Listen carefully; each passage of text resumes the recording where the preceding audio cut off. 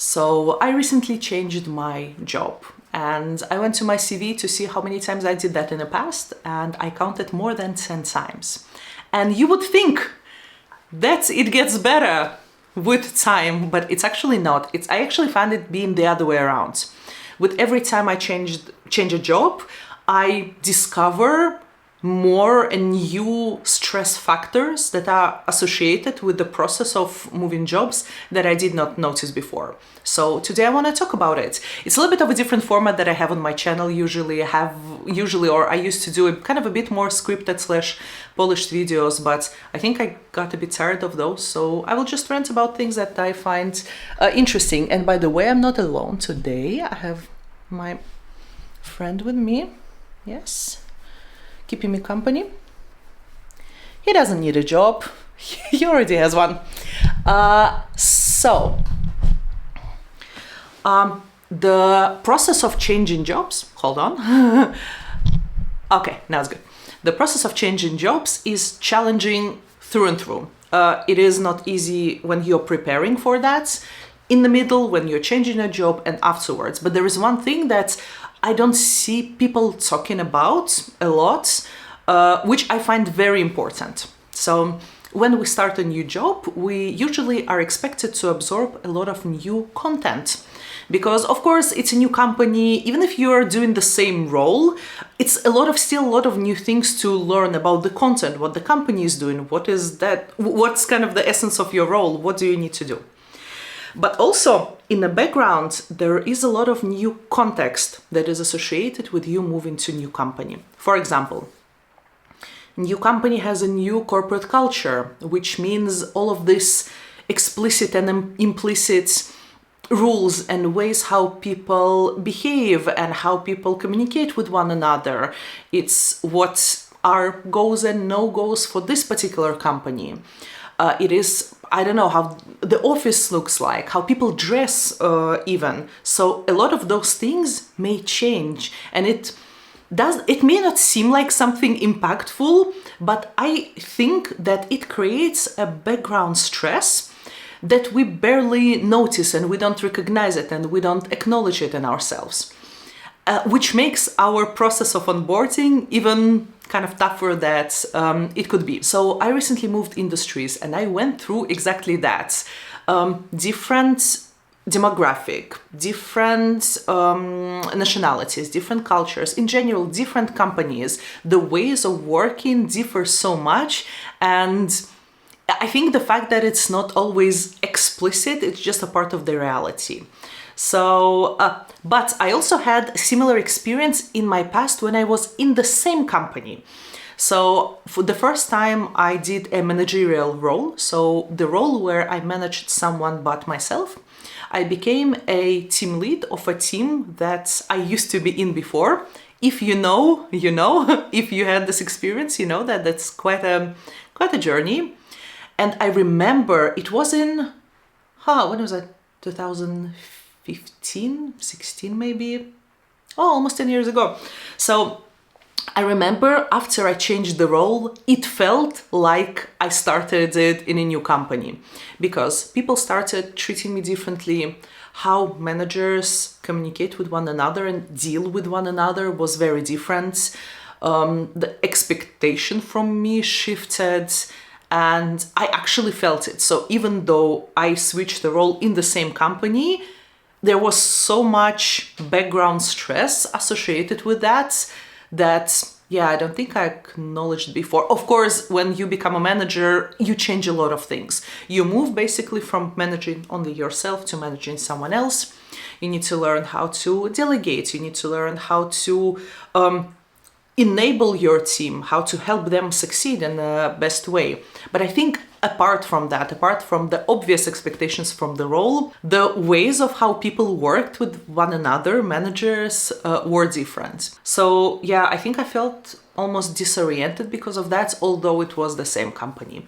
But it was back home in Russia, and almost all of the people I worked with were Russians, and we spoke the same language, and this game becomes so much different the moment you enter international workforce and kind of like workplace, because If changing jobs and changing companies is tough either way, but can you imagine the transition from working in a company where all of the people speak the same language as you and it's a native language for them, versus going into the international company where you have blend of people, cultures, different countries, places in the world. The level, the degree of implicit things you need to understand about how things are done in this workplace is a completely different level. For some cultures, being explicit is a way to go, and some cultures are rather avoiding that. So that's a completely new dimension to all of this getting adjusted to. What? Is everything okay? Everything okay? I think he wants attention. Okay, all right. I remember when I'm even back home in Russia, the first time I started working with someone who was from another country, with internationals, with expats. I remember, although I spoke English quite decently at that point, it felt like a new world. Not because English was native to this people, but rather because the way of thinking was very different, the way of expressing yourself was very different. And I remember it took me some time to adjust to that and kind of adjust. It's like there is a concept of unconscious incompetence. It's when you don't know that you don't have a skill that you don't know about. If you never saw a bike in your life, you don't know that you can ride a bike.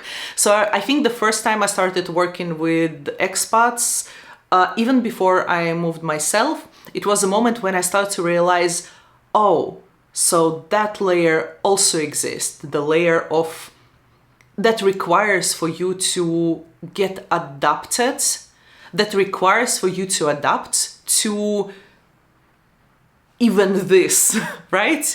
But to be honest, I think that this was the starting point of me making a decision to move myself. So I'm originally from Russia. Right now I live in the Netherlands, and I originally moved to do my MBA, and I stayed to work, and I live here ever since.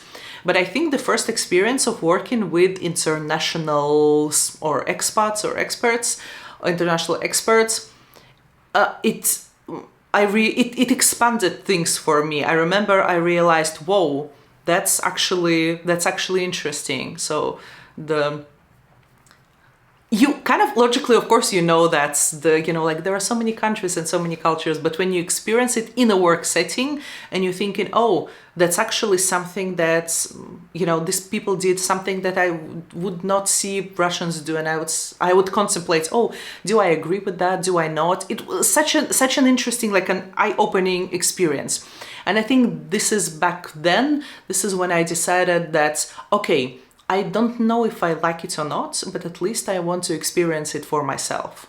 And this is where the idea of me doing an MBA and moving abroad, moving to Europe started. And this is why I even originally decided to work there. But going back to changing jobs, I think moving from one international company to another can still be very, very different, because the cultural the cultural aspect in companies is different, and we are all human beings. We're adaptive creatures. A lot of times when we go to a company where there is a certain way of working or ways of doing things, we adapt to it. And there is nothing particularly wrong with that, unless we sacrifice our core values, which we shouldn't do. But it means that the chance that in a new company, a lot of people who maybe even having the similar background as you will do something differently still exists. But I also want to talk about what can you do about it, because to a certain extent it's unavoidable. You will be changing jobs in your life, most likely, and the companies will be different from one another. I think that the biggest problem is because we don't acknowledge this stress, we don't notice it, we don't mitigate it. So I had friends who literally had an experience of getting a dream job, literally a dream job. And after a few months of doing this dream job, they would be completely exhausted, very tired, and very frustrated because why am I not happy? This is the job of my dreams. And I think one of the big reasons that contributed to that is that they failed to acknowledge the background stress that is associated with this process of changing jobs. So you have the core, let's say, stress, like not necessarily negatively, the negative connotation of that, but the stress because of a change. You have a change of job, a change of company, and also you have all of this surrounding small things that you need to adapt or do differently, which also creates a background stress. So what can you do about it is for this time period, when you are getting onboarded or getting to a new job, you should minimize your other stresses in your life, of course, as much as possible. But what I mean is, I think there is an idea that you need to go for it all of the time, which I think in this case can be kind of harmful. So I would say if you have a chance, acknowledge the stress and try to maybe minimize the amount of changes that is happening in your life in the background.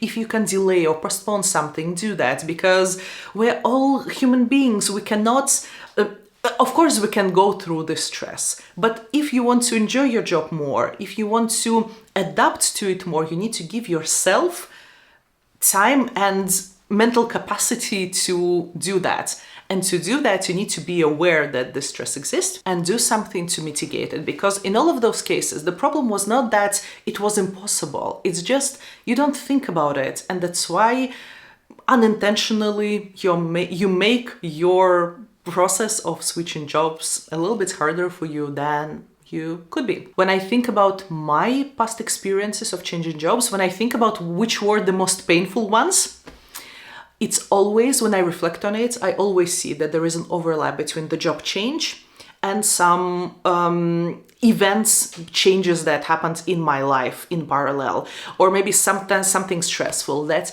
I could have maybe mitigated, but I just didn't think that it matters that much, but apparently it does. So that's that. Thank you from both of us for watching the video. Apparently I have opinions on things that I just cannot keep to myself. So let's see, maybe I will record some more. Bye bye.